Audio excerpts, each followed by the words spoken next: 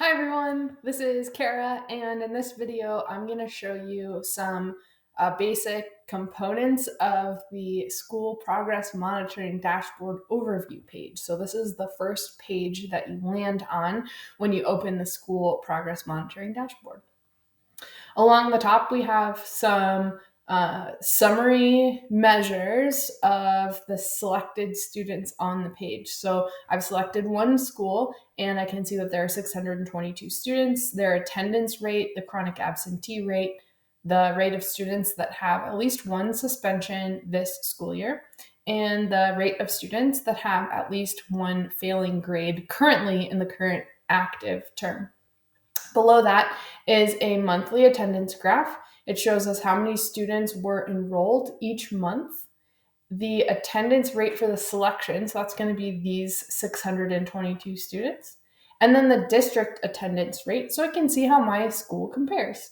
I see that in August and September, my attendance rate was a little bit lower than the district, but now here in March and April, my attendance rate is pretty much exactly where the district attendance rate is. So that's something to celebrate. Right below that table, and I'm still on the right half of this dashboard, we have current enrollment and grades. So this is going to give us a list of teachers in the school or in the selected schools if you have more than one, the courses that those teachers teach, the number of students who are currently enrolled, their overall school day attendance rate. So that attendance column is going to match the same data that's being measured in the monthly attendance graph above. We also have the number of students who are currently failing and the students who have IEPs, ALPs, or 504s. If you want to see who those students are, so for example, I want to see Alyssa Reed's students here. I'm going to click on Alyssa Reed's name for the Intro to Skilled Trades row, and then I can see in the student list below who those students are. So these are the students who are in her class for that. I can also see the students who have IEPs, ALPs, 504s in this flags and services column. Maybe it's more helpful to only see the students who are receiving certain plans. In that case, I'm going to open the filter panel, go to the student services dropdown, and I want to see who those two IEP students are. So I'm going to select IEP. I can just scroll down, but I'm just going to close this filter panel. And there are the two students in this particular class who have an IEP. Now notice that the number of students with ALPs and 504s is now 0 because these two students do not have ALPs or 504s. So now this is only showing me those IEP students because I filtered that at the top of the page. I can also see the gender and race and ethnicity for those students, their MAP achievement, the grade levels that they're in, and I also notice that the attendance graph changes to just represent those two students. Now remember, I've selected only students with IEPs in that filter pop-out, so I just have students with IEPs. I'm going to unclick or re-click on this row of Alyssa Reed's Intro to Skilled Trades, and now I can see all of the students in the school who have IEPs. A couple of them also have ALPs, but I see that there are 103 students. Here's their attendance rate.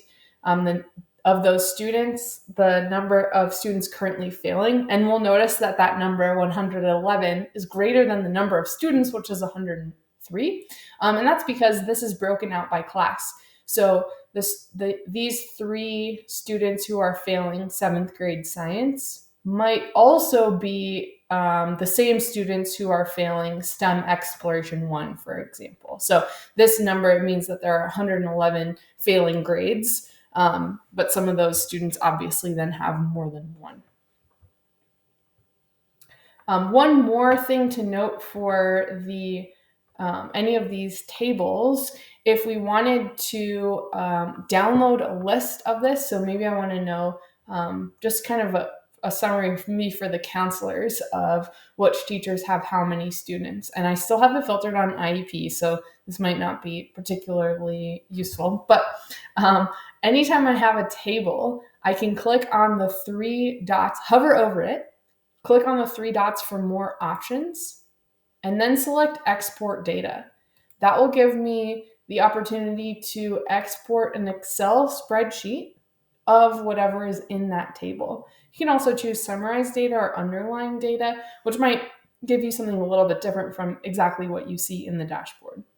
Once you've exported that file, you can open that in Google Sheets. If you drag it into your Google Drive, then you're able to open it there. Or if you have Excel on your computer, then you can open it using Excel. So I'm going to cancel that. I'll just kind of go through these last few visuals on the left-hand side since I didn't mention them yet. We have a distribution of the number of students in each of the grade levels. And again, I still have that filter for IEP students. I want to get rid of that, but I don't want to go through filter by filter and uncheck all the ones that I checked. So I'm just going to click this reset button on the left-hand side, and that will undo any of the filters that I had previously selected. So notice that it goes back to 622 students, which means I've selected every student in the school now. If you have multiple schools that you serve, for example, if for some reason you are a counselor or a principal at 2 schools, or you are a community superintendent that serves multiple schools, then when you click that reset button, you'll go back to seeing all of the schools that you have access to.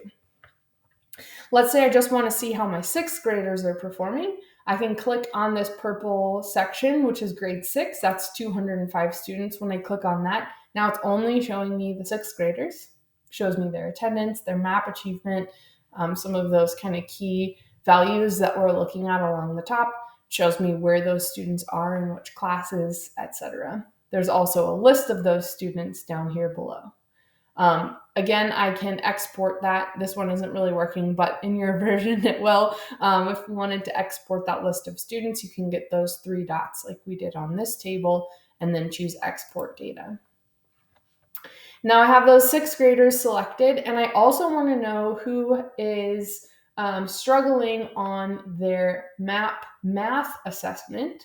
So I'm going to hold down the Control key and click on that red section for Winter 23-24 MAP Math Low Performance. So I held Control to be able to click on multiple visuals at the same time.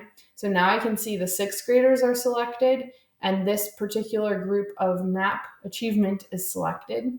And here it's showing me where those students are. So I can see that there are a lot of students in Jeffrey Hodges' 6th grade science class. A lot of those students have IEPs. Only 2 of them are failing, which is pretty good. And I can see who those students are in this student list below. If we also wanted to, let's say we want to select the students who have multiple races and ethnicities, then I can again hold down that Control key and click on that band. Now I've got 6th graders with low MAP math achievement who identify as multiple races and ethnicities. These are all male students. It just happens to be the way that those students are distributed. But I can see where those students are, in what classes, whether they have IEPs, 504s, ALPs, and who those particular students are.